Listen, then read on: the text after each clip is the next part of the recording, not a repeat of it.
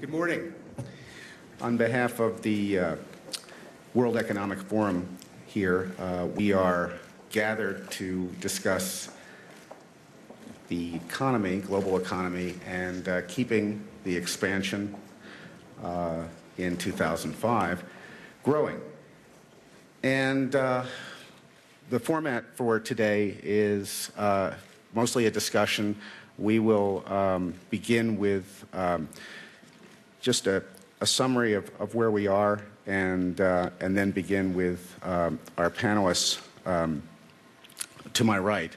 And let me just briefly say we are very privileged to have Robert Zoellick, the U.S. Trade Representative and the U.S.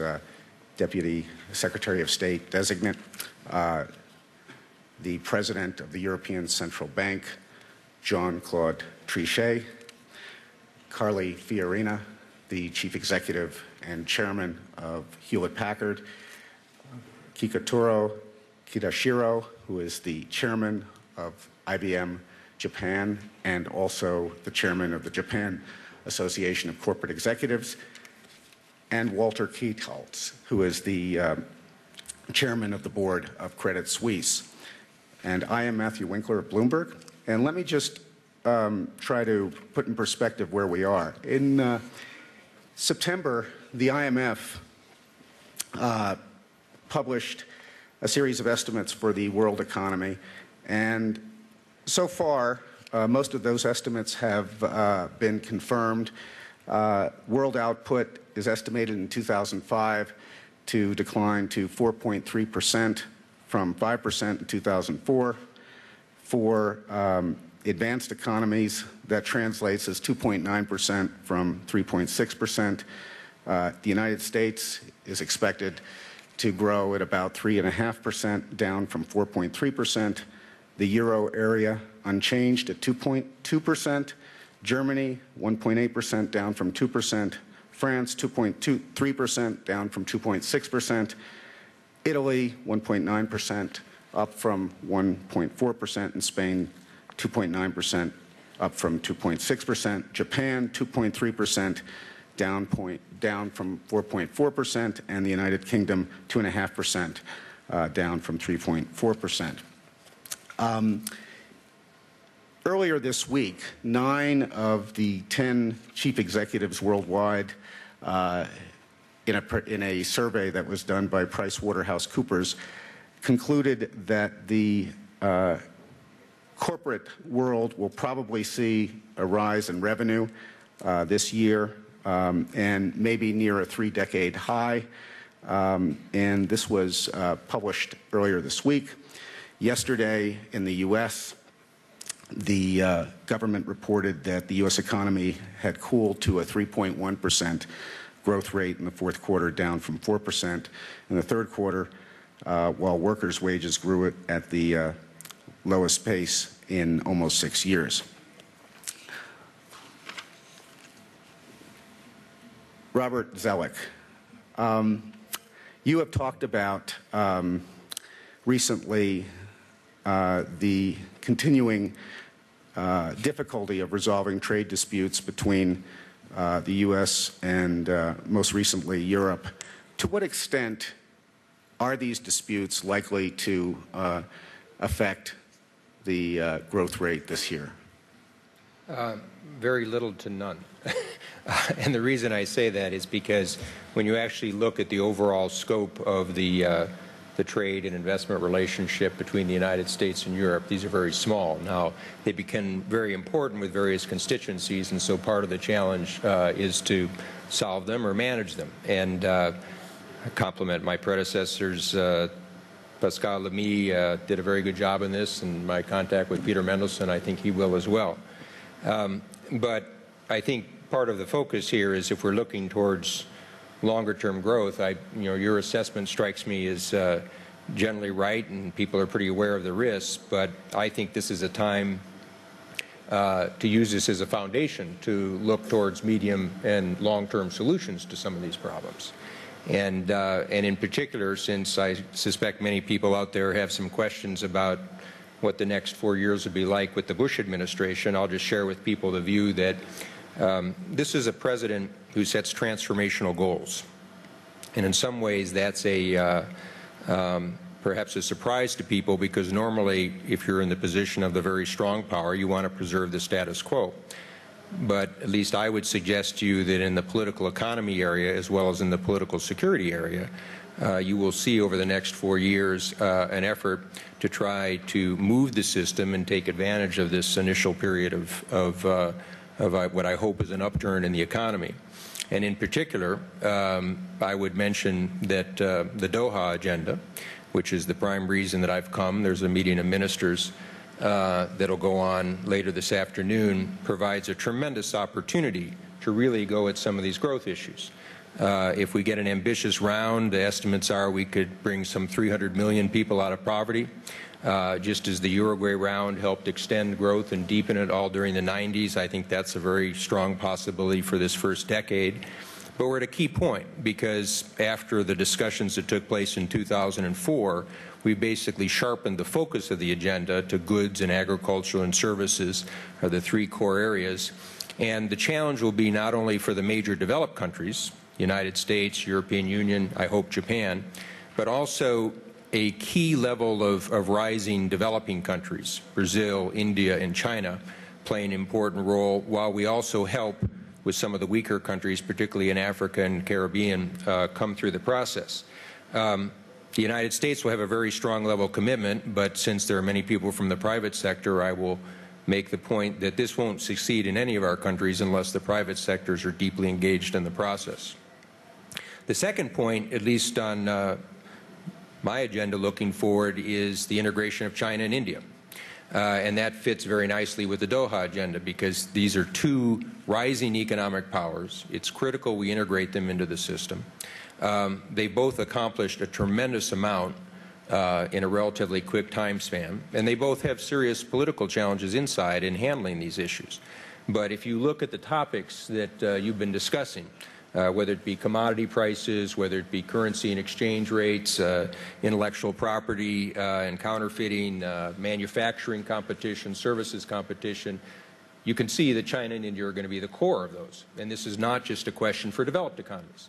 It'll also be a question for how they relate to other developing economies, as you see in the textile and apparel area. So I think one of the challenges, which is partly related to Doha, but I think a broader one for sustainable growth, is how we integrate those economies.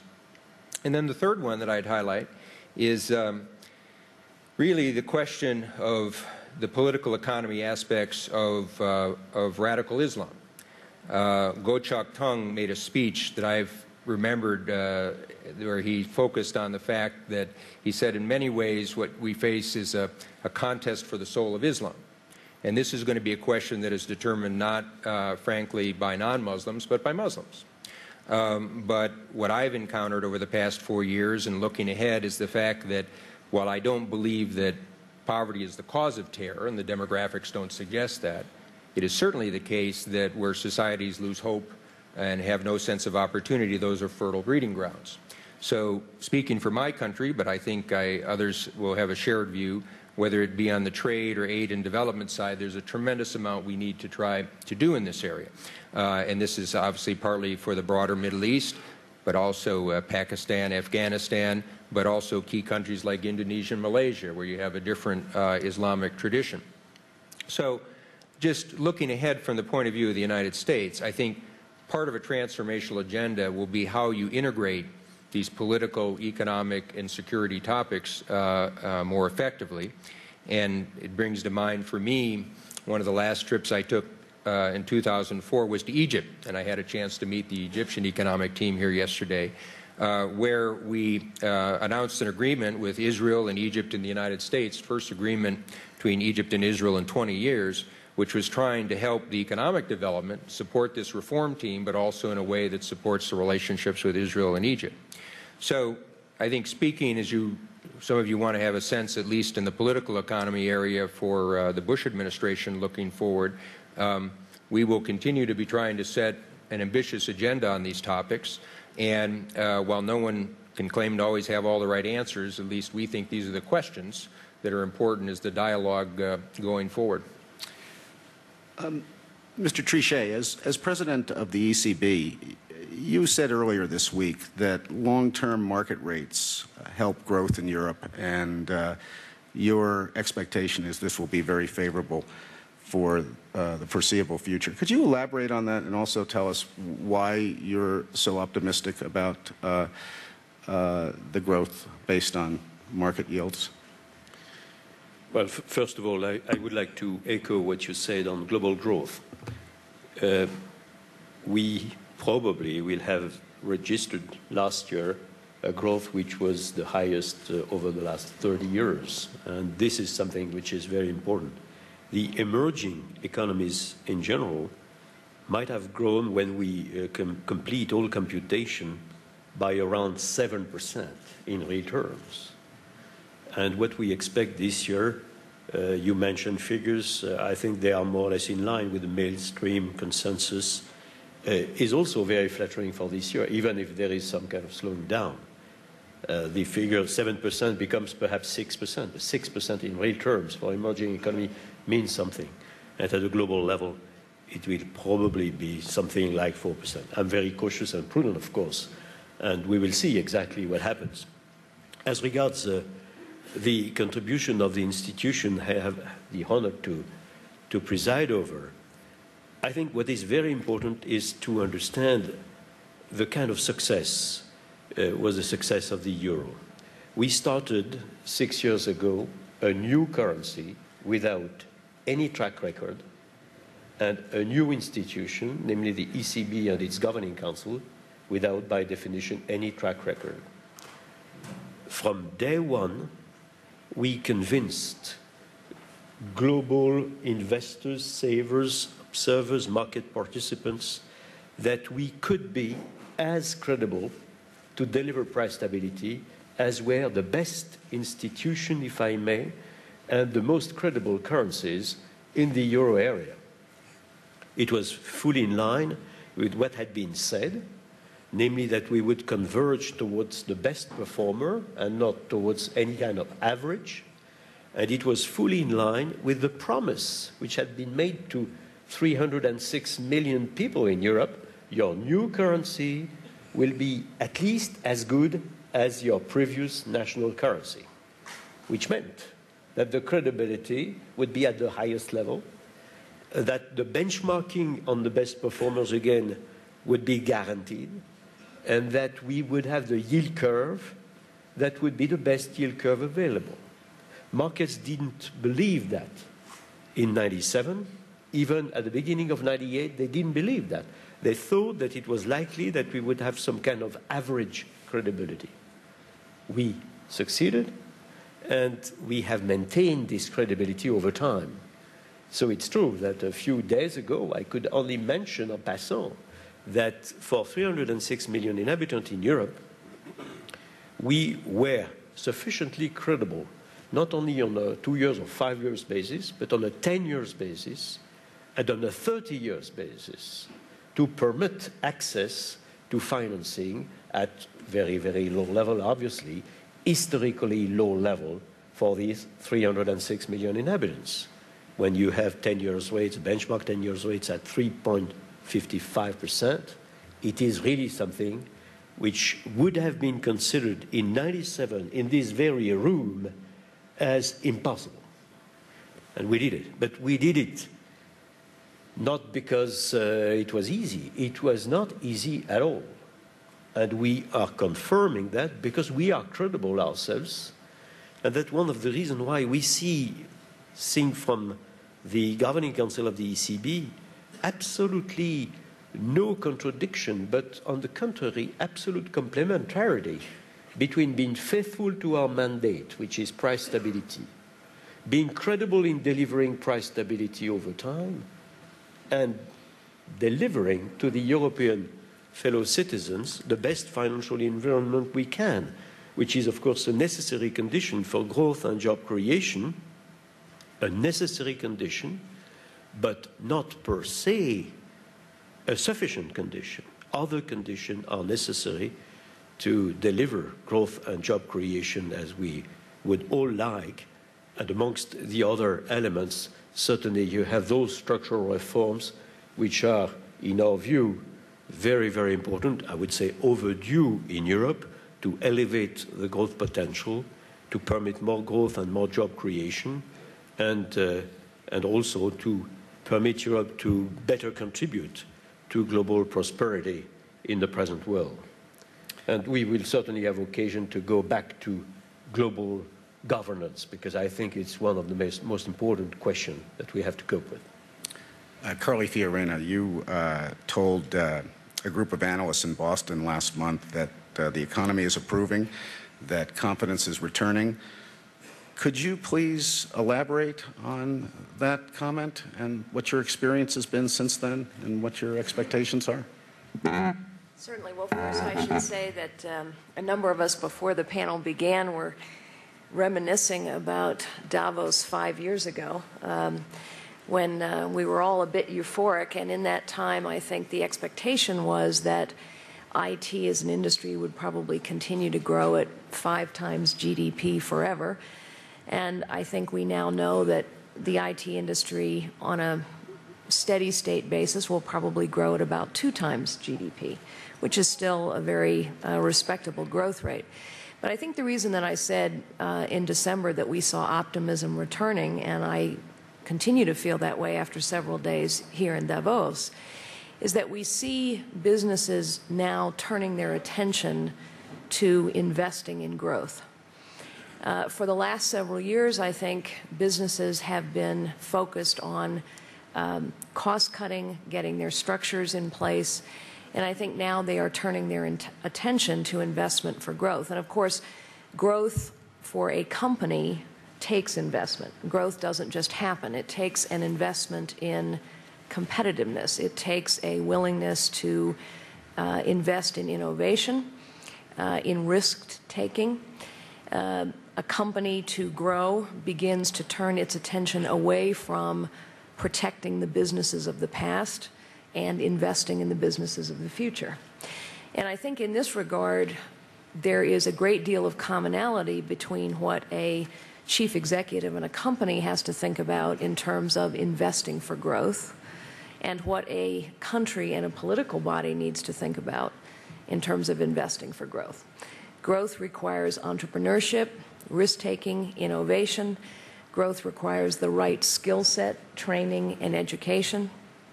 And so I think as members of the world economy, whether we are chief executives or political participants, understanding the investments we must make to continue growth is important, and they are different than investments in the industries of the past or in protectionism or in overly complex regulation and structures. Mr. Kitashiro, as chairman of the board of IBM and also as chairman of the Japan Association of Corporate Executives, would you agree with that last comment that there is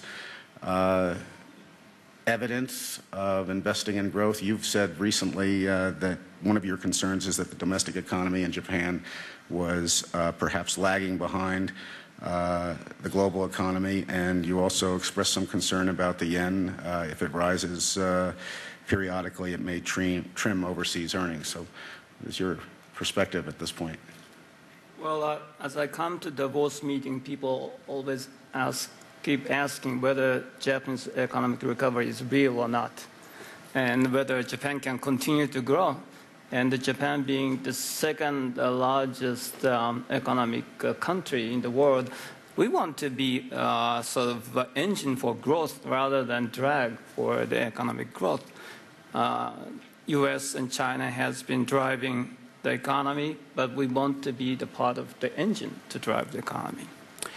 I think the Koizumi cabinet did a good job of giving the right message to the private sector for transform, and financial debts at the major banks are much healthier. Non-performing loans are half of it used to be, and the private sector is much more profitable today. They reduced the debts and reduced unnecessary equipment and reduced employment so that they can be profitable. And they are their earnings are growing double digit. So it's been healthy.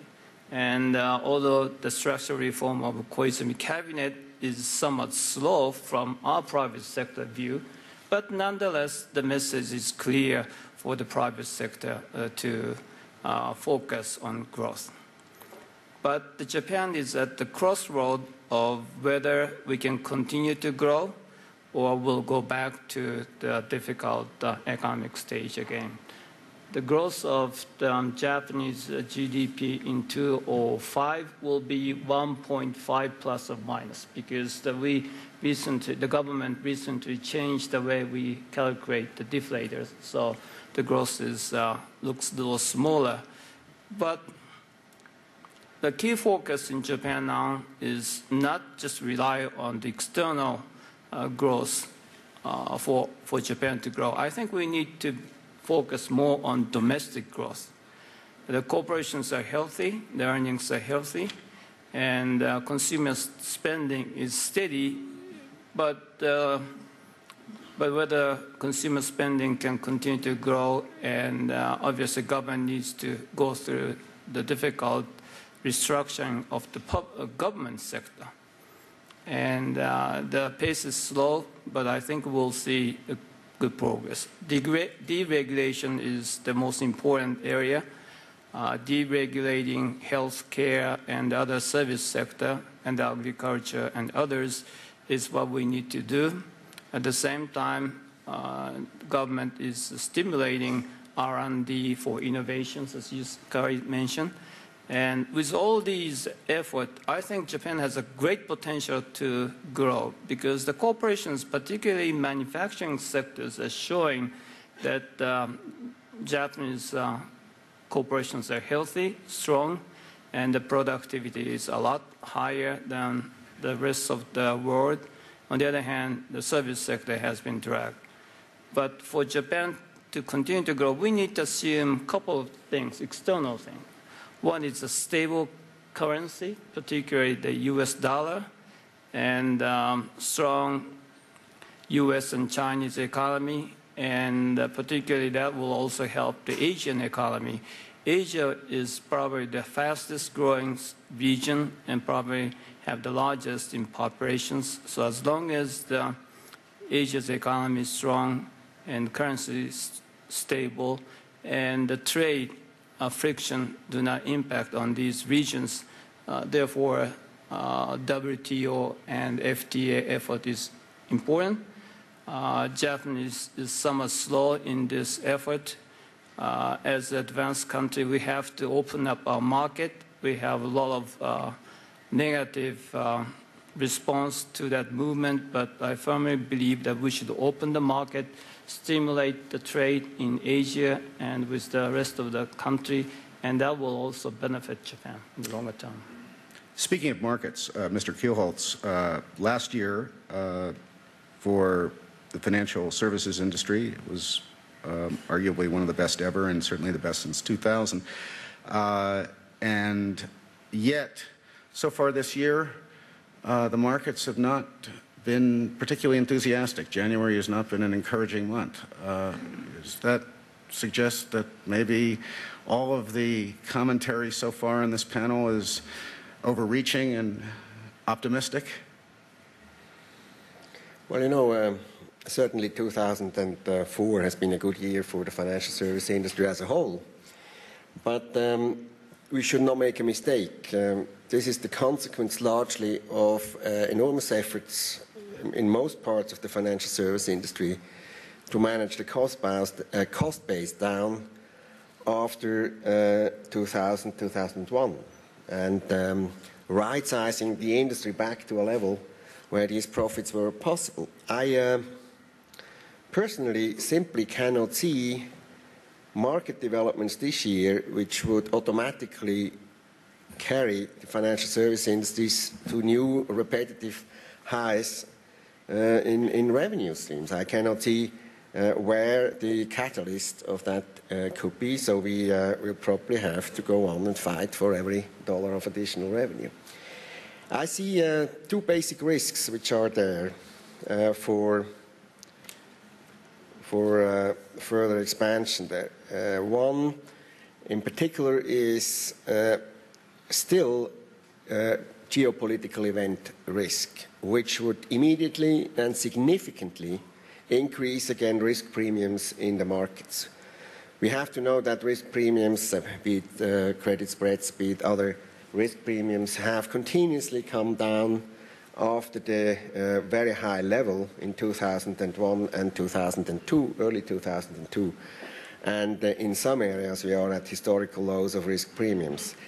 And I do still think that the markets will react to geopolitical event, depending on how it manifests itself, very nervously, and that will be extremely disruptive for expansion.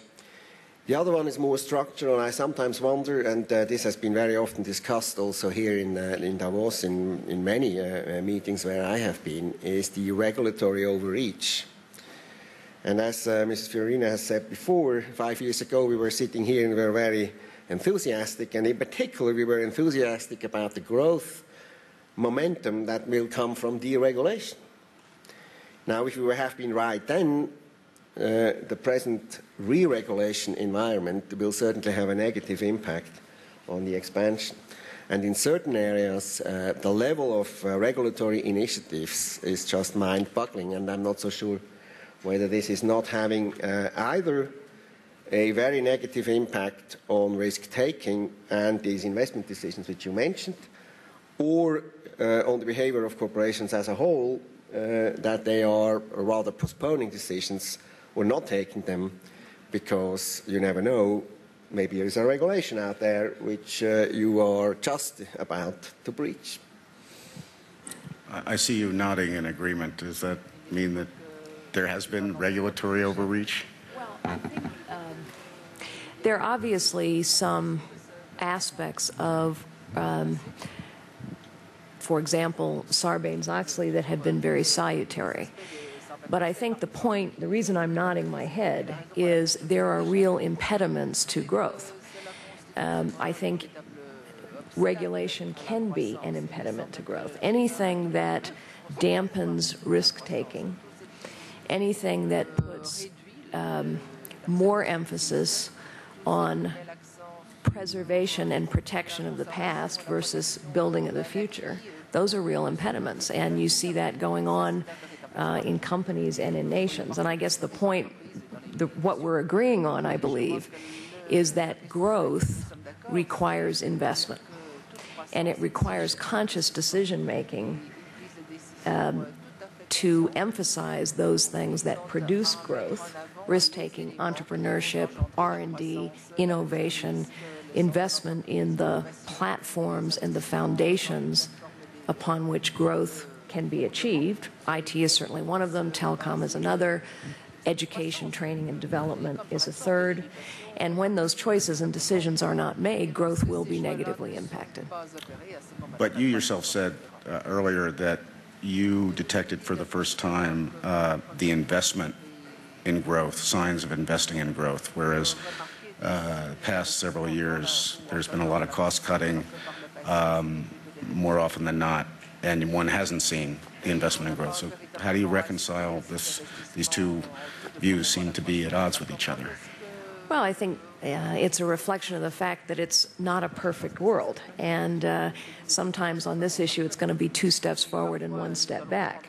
I think what I was trying to convey, and I think it's true here in the conversations in Davos as well, whether you're talking about the developed economies like the U.S. and the EU beginning to talk about investments in growth, or whether you're talking about companies investing in growth, that is a concern, a conversation, and is driving a set of choices. On the other hand, just to be provocative for a moment, let me take the U.S. as an example. We spend a great deal more money and energy protecting and investing in agricultural subsidies, arguably a industry of the past, than we do investing in R&D, innovation, and education, which are things that propel growth for the future. And so we need to be conscious of those trade-offs. One of the big topics of conversation here, and it continues, it persists. Even last night here in Davos, Bill Gates, the richest man in the world, according to Forbes magazine, said he's short the dollar, and he went on to say it's a bit scary. In talking to Charlie Rose, he said, we're in uncharted territory when the world's reserve currency has so much outstanding debt. And earlier this month, his very good friend and bridge partner, Warren Buffett, said pretty much the same thing, that unless we see a major change in trade policies, I don't see how the dollar avoids going down. Mr. Trichet, are you as concerned as these two very distinguished men are about the world's reserve currency? You spoke of the dollar. I was surprised that you didn't ask Bob to respond. Well, we'll get to him in a second. Would it be fair for me to echo in 1 second what has been said on regulation, deregulation, prudential, and so forth? I understand pretty well what has been said by my neighbor and by you, Carla. On the other hand, we are living in a world which is a world of fantastic opportunities and risks, obviously, and as you said very eloquently, opportunities have their counterpart in market economies.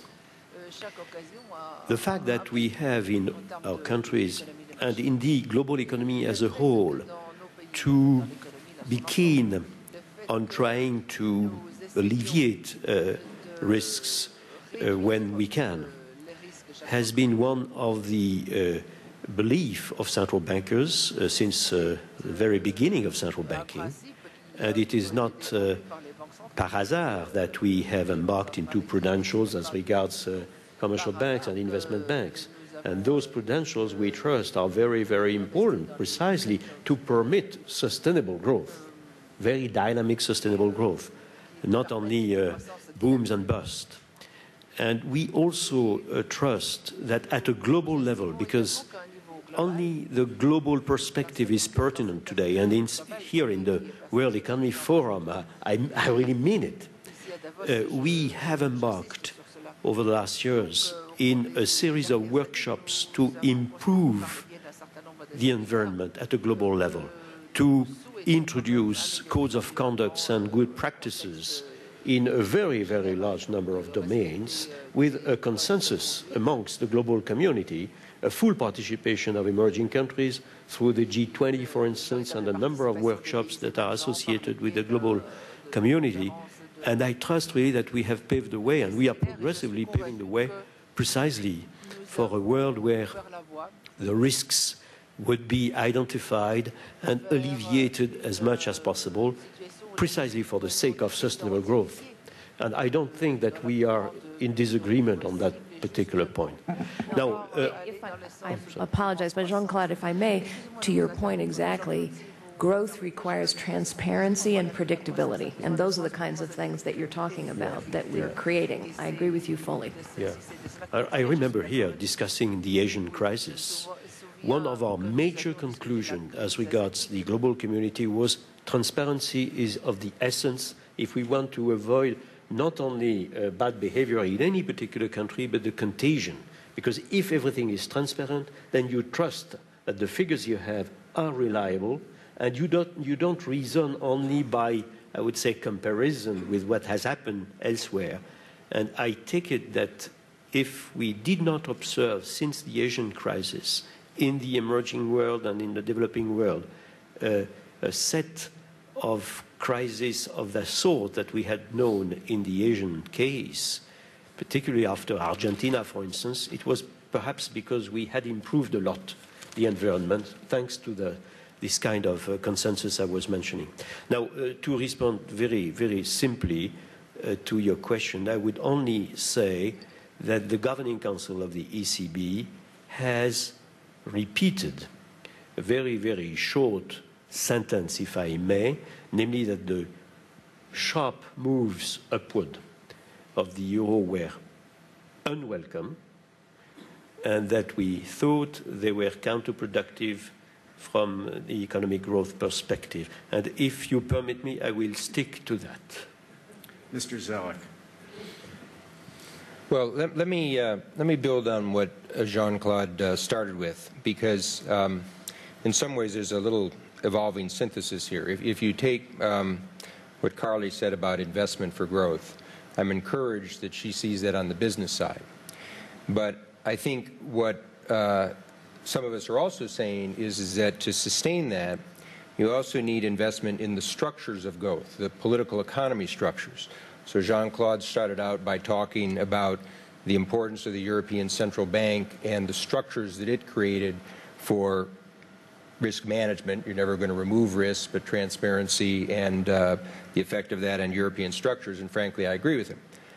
I was emphasizing the role in which trade liberalization is, of course, a form of deregulation.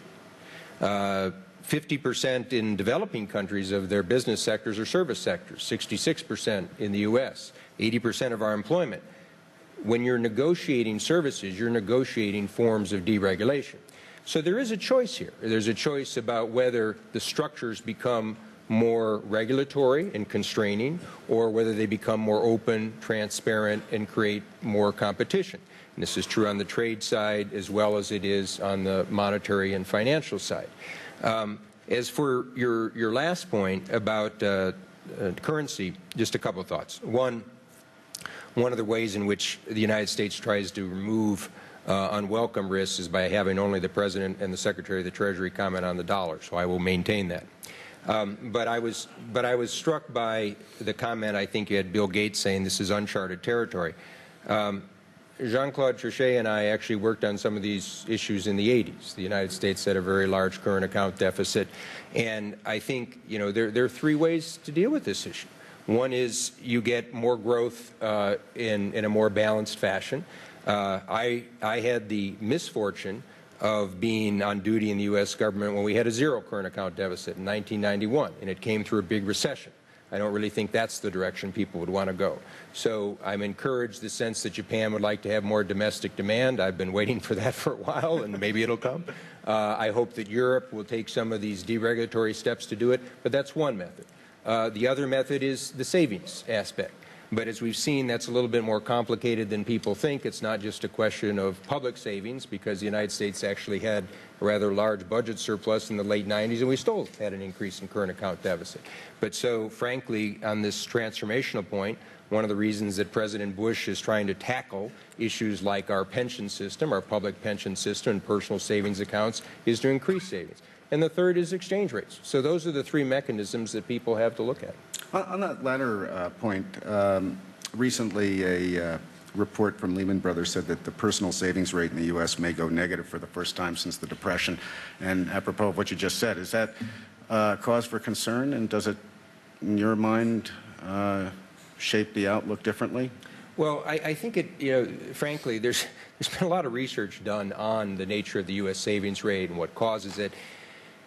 And without getting too technical, there's a difference here between how economists measure savings and how families measure savings. And families' decisions are going to be in part based on things like house appreciation, which isn't captured in the economist's set of definition.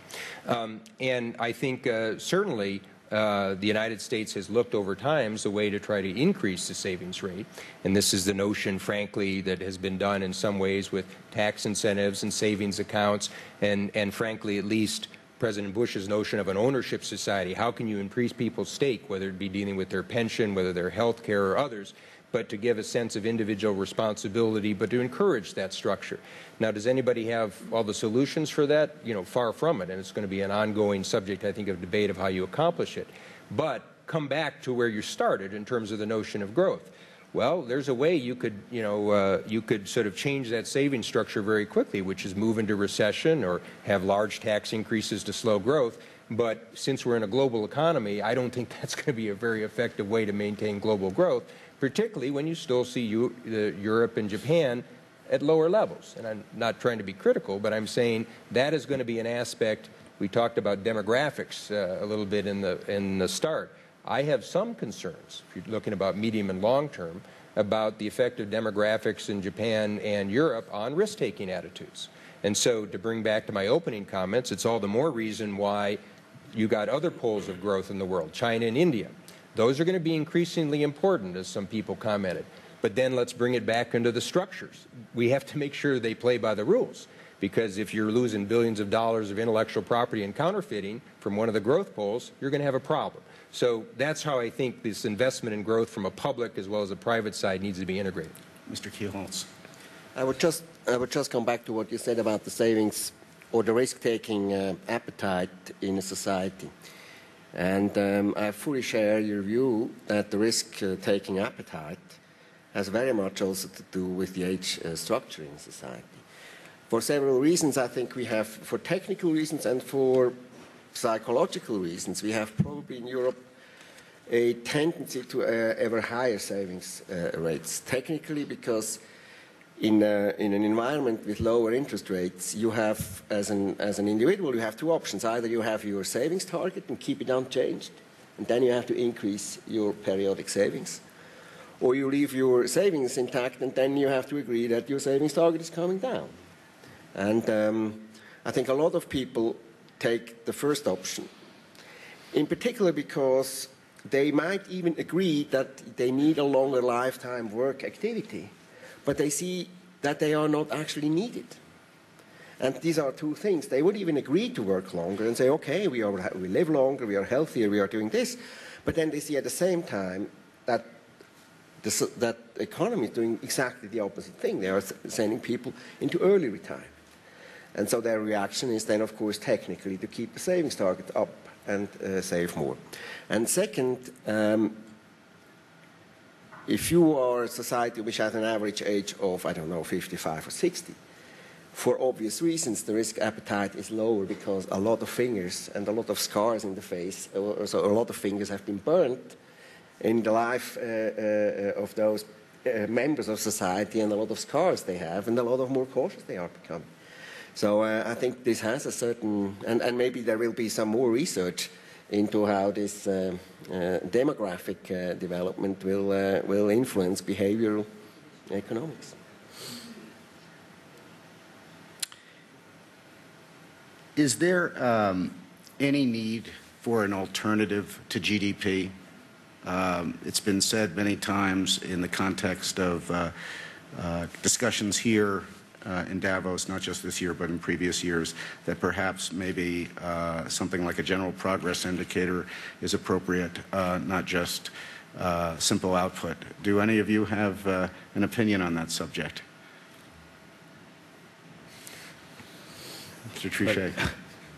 I think that we are living in societies which are extremely complex, and the GDP does not necessarily reflect, of course, all the information you can extract from societies. So I think that we have certainly to complement our understanding of what's going on with a full array of other indicators.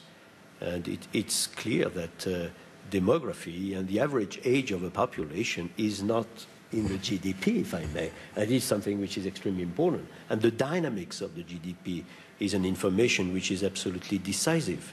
The level of risks which is associated with the present measure that you are doing is also something which is very, very important. So I would certainly ask for having as comprehensive as possible an understanding of what's happening.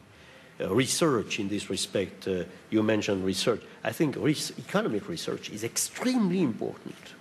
We are living in an episode of the economy where science and technology is literally exploding, and not only in IT, in all domains, including material, including all, I would say, all domains, whether they are in the service industry or in manufacturing goods. Globalization itself changes the structure of the world in a very, very fascinating fashion, and we still are trying to understand exactly what it means. Global governance in this respect is decisive, we know that.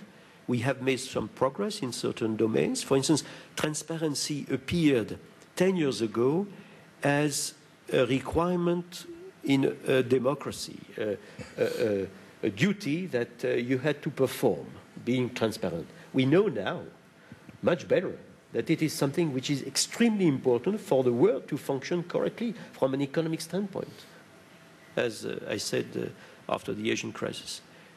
So again, I would certainly call for more research. That being said, the GDP is a very, very important measure of your own production of goods and services. And when you look at the GDP figures and you go all over the world, you see that it means something. World Bank people or IMF people that used to go everywhere in the world can tell you what is the approximate level of GDP only in looking at things. So it means something. It gives a lot of information. Mr. Zoellick?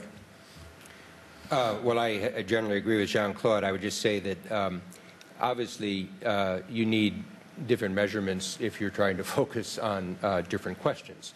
And so there was some movement almost 25, 30 years ago now to try to create a unitary measure. I'm not sure that is a very logical way to go, but I think if you take this panel and take Carly's comments about investing in education, well, obviously you're going to need different measurements to determine at different levels how people are performing in education. If you take some of the discussion that's occurred here at Davos about health issues, obviously you're going to need different measures for that. What it reminded me of is that pulling these together when Bush administration launched in the Millennium Challenge account, which was trying to look at a new way to focus on aid resources in a way that would increase the likelihood of success and also, therefore, the public support. We tried to focus on 4 or 5 categories and look at objective criteria, whether from the World Bank or Transparency International, various health statistics. And it's interesting, as one of the board members of that, how rudimentary that exercise still is. You know, measures of trade liberalization, for example, there are different ways. So I guess my conclusion would be, you know, of course, if you've got more variables you're looking at, you need multiple measures. I wouldn't necessarily try to focus only on one, but I come back, as Jean-Claude did, I surely wouldn't throw out the GDP measure either. Okay.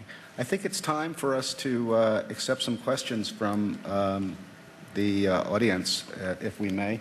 And I see one right here on my left. Please, if you could just stand and identify yourself. Steve Roach at Morgan Stanley. Just on the issue of global savings disparities as an impediment to sustained global growth, for Mr. Zoellick and Mr. Trichet, could you just comment on the U.S. deficit issue? Given the Bush administration's belief that tax increases are off the table, that spending cuts in defense, homeland security, most entitlements are off the table, can you get specific on the credible plan to cut the budget deficit in half over the next 4 years? And Mr. Trichet, given the fact that European fiscal policy is not a lever that can be used to stimulate domestic demand, can you conceive of a situation where the ECB would take special measures to stimulate long dormant domestic demand in Europe? Start with me. Well, first, let me make a comment about sort of tax measures. And this will be a totally bipartisan comment. I've come in to government this time where we did have surpluses. And I saw one of the phenomenon that I had observed earlier, which is whether it's Republican or Democrat in the Congress, if you have surpluses, Congress will spend it. Okay? Many of you comment about our farm bill spending. Well, it turned out to be less than people forecast. But of course, it didn't escape the Congressional Agriculture Committees when they were putting together their farm bill that we had a big surplus. So I continue to believe that a lower tax level actually is a useful discipline on the system. Second point, in terms of a credible sort of plan, the President will be coming out with his budget in early February, and you've seen and heard the commitments in terms of trying to have the deficit over the course of about the 4 or 5 year period, and you can make your own judgment. Third, let's be careful when we use absolute versus relative numbers, because in terms of a percentage of GDP, the U.S. deficit is what, 3.5%? There was a big debate in Europe as they were trying to have their fiscal sort of control and measures. Is that really out of line if you're bringing it down to 2.5 or 2%? And again, also connected, you can't take one deficit number out of connection with the other issues that are related to growth. If you really put out a big tax increase now to try to come to zero in terms of the budget deficit, what's this going to do to overall growth numbers? So I think the administration certainly agrees that one has to get the budget deficit down, but the question is how you do it, and that is not sort of devoid of some of the other policy questions. Do you try to do it by slowing the growth rate of spending, or do you try to do it by raising taxes? And at least it's our view you want to try to do it by slowing the growth rate of spending, which is possible, I believe. First of all, I would say that I already said, of course, that by delivering credibility in price stability, we are delivering the kind of low market rates that are incorporating these inflationary expectations that the market participants are devising themselves. So obviously, when we look at our yield curve, as I said, we have a yield curve which is extremely favorable for growth and job creation.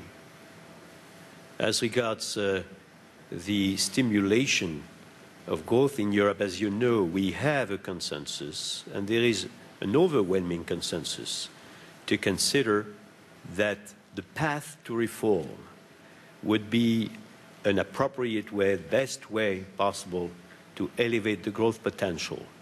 And to the extent that we are living in a world and in economies of anticipation, of expectations, of rational expectations, if the path to growth is credible, it will be anticipated, particularly by investors, by entrepreneurs, and we will see not only in the medium term, but also in the short term, the acceleration of growth, which we would certainly hope for. And on a sound basis, because it would be based on an elevation of the growth potential and not on something which would be artificial and not sustainable. There is a consensus. The Lisbon process is there. There is no disagreement between certainly us in the central bank, the Commission and the Council. And this diagnosis was devised at the level of heads of state and government. As regards the fiscal policies, you know the position of the ECB on the Stability and Growth Pact, which is for us an extremely important element of EMU. Don't forget that Economic and Monetary Union has 3 letters: E for economic, M for monetary, and U for union. It's not only a monetary union, it's an economic and monetary union. We don't have a federal budget, we don't have a federal government, and we have a single currency. It was a bold move without a federal government and a federal budget. The Stability and Growth Pact permits to have full cohesion in the EMU, even without a federal budget and a federal government.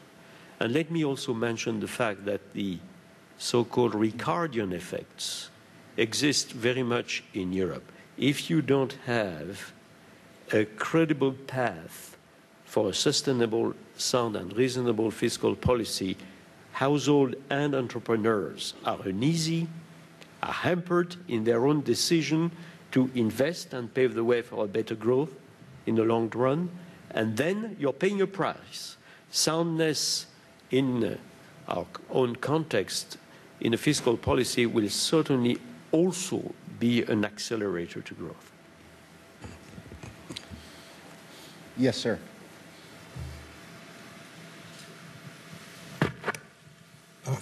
Excuse me. Thank you. My question is for Carly.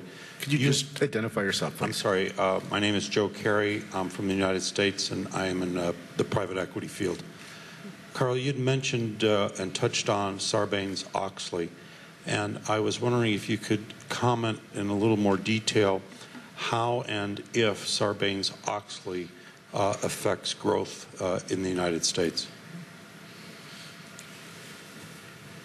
Well, first, I think it's important to be balanced in this. It is clear that Sarbanes-Oxley was an important set of reforms in order to ensure transparency, consistency, and predictability. I think it is equally clear that the implementation of Sarbanes-Oxley, particularly SOX 404, has increased the cost and complexity of managing a business. And in some cases, it has increased the cost and complexity in quite dramatic ways. For a company the size of Hewlett-Packard, an $80 billion company, while it is a real increase in cost, it is also a cost that we can absorb. We have very fine lawyers and accountants, and we have more of them now than we used to. The amount of money that we pay lawyers and accountants has increased. The amount of time we spend in the boardroom talking with lawyers and accountants has increased. There's only so much time in a day, so I think we need to be realistic that the time we're spending talking to lawyers and accountants, while it's important for transparency and predictability, is time we're not necessarily spending on risk-taking and innovation. But nevertheless, it is a cost we can absorb. I think the bigger concern, and I know this is something that Chairman Donaldson of the SEC is already beginning to speak about and address, is what does Sarbanes-Oxley do to the whole small and medium business sector of the economy, which, as you well know, is a key driver of growth in the U.S. and a key driver of growth throughout the world. And I think there we have to recognize that the level of one size will not fit all here. And we have to balance, everything we've been talking about here is a question of balance. It is important to invest in the kind of structures so that we get transparency and predictability.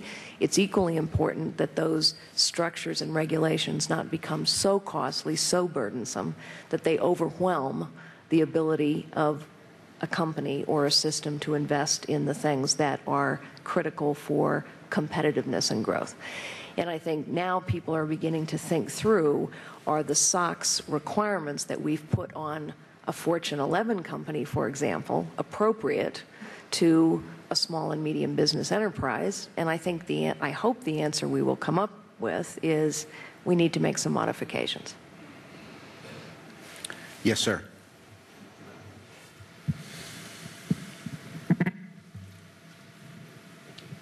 Felipe Larraín, Catholic University in Chile.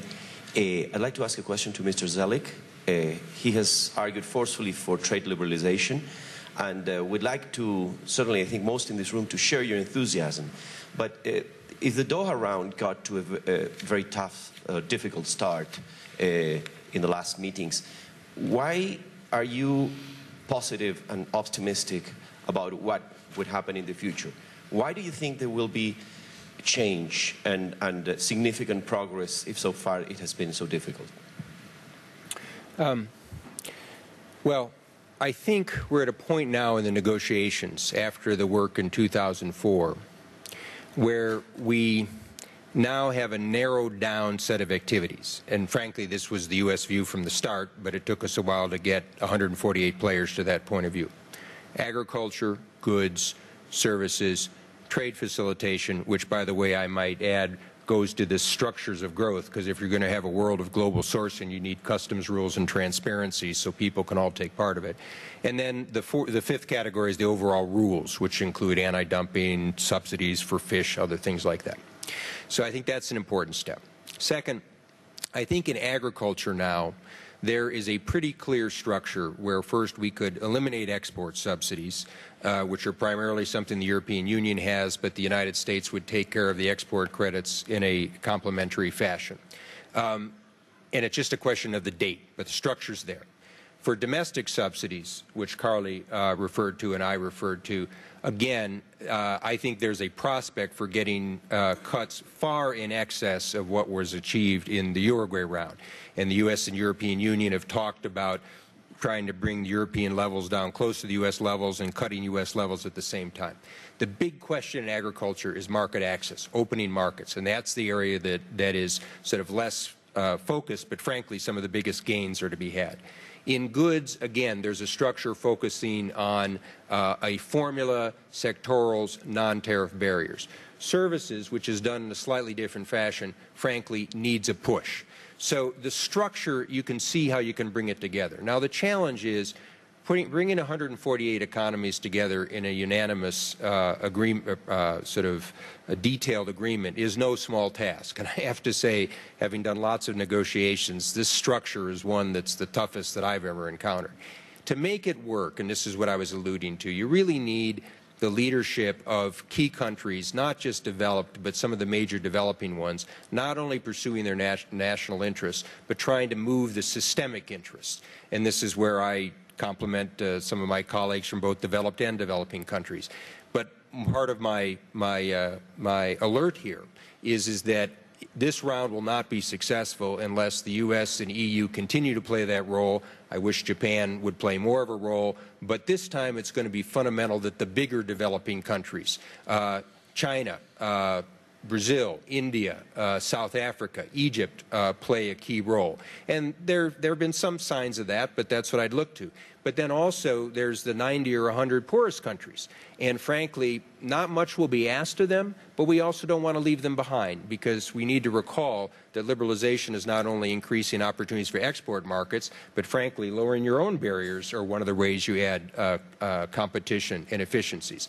So you said the word optimistic. You know, by nature in this business, you have to be an optimist, but I don't mean to suggest that this is a done deal by any means, but frankly, having done a number of these over the years, this is doable. It's doable in 2005 and 2006, and what I was really conveying is my government is committed to trying to do it, and the importance for the global economy. Well, we talked about growth here, deregulation, structures, all these themes we've had here is fundamental. And my last point, however, is it's not just a question of ministers and presidents and prime ministers. It depends on the legislators. And legislators are going to be responsive to, frankly, some of the protectionist interests unless the private business sector convinces them that growth is in their interest and they need to support it. Yes, sir, in the back.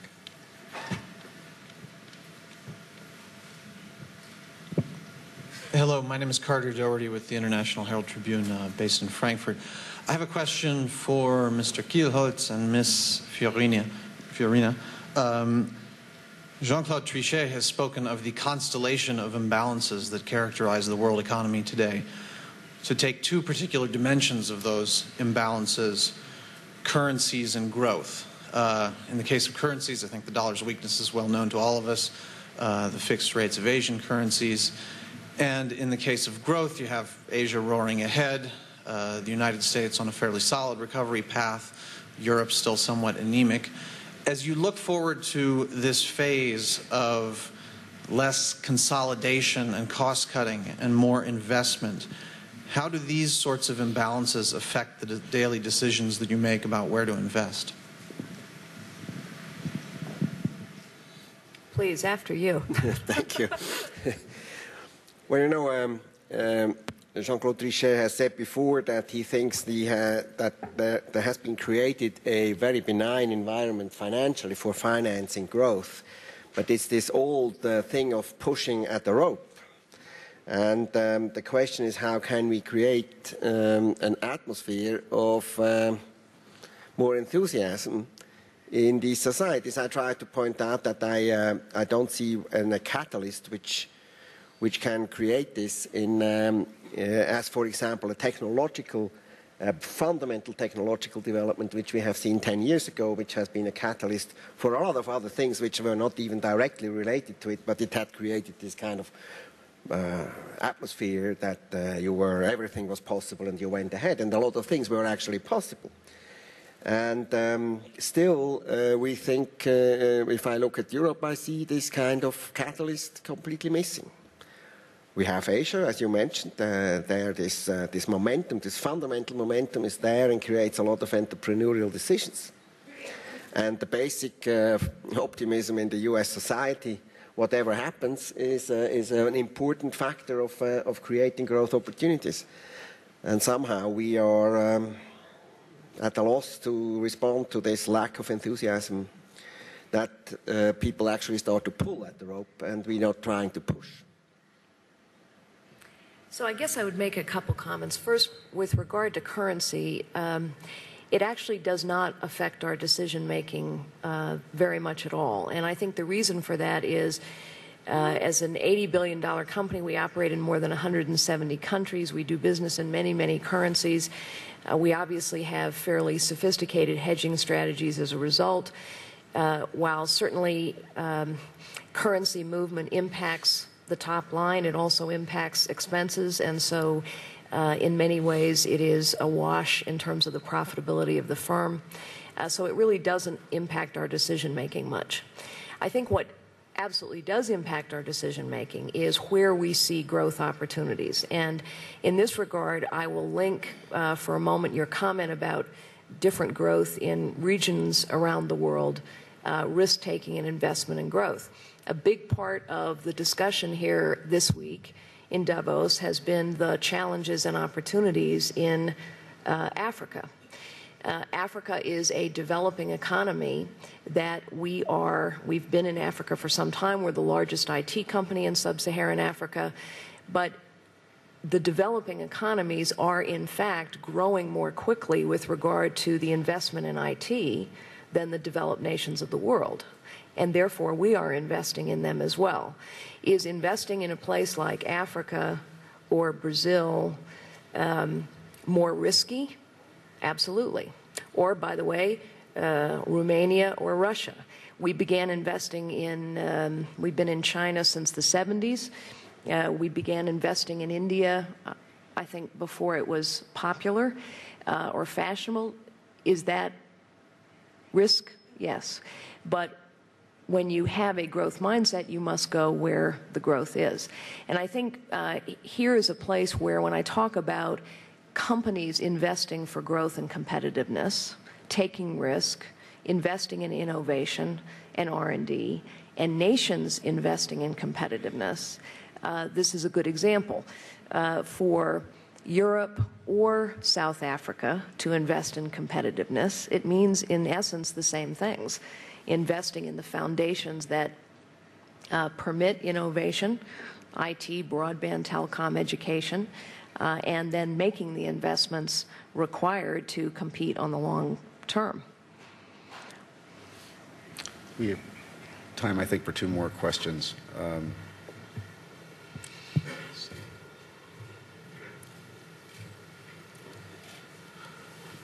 Well, if there are no further questions, what I would like to do is just bring us back to some of the points that have been made before we conclude. Mr. Zoellick, you have indicated that the evidence is growing that trade with China, the discussions at Doha are progressing, and your outlook is that while there are considerable obstacles, as far as keeping the global economy growing, trade will be one of the important variables, and a positive one, if I summarized your comments correctly. Mr. Trichet, so far at least, the markets, the financial markets, are reflecting confidence in central banks to keep inflation under control, and as a result, that trend has been also one of the important elements in keeping the global economy growing. Mr. Kitashiro, you have suggested that growth in Japan will continue into 2005, and it will, in fact, be contributing to global GDP this year. Ms. Fiorina, you have eloquently said that companies are showing a greater propensity to invest in growth, that there is more risk-taking. You have seen it in your own company, and you are seeing it with your customers.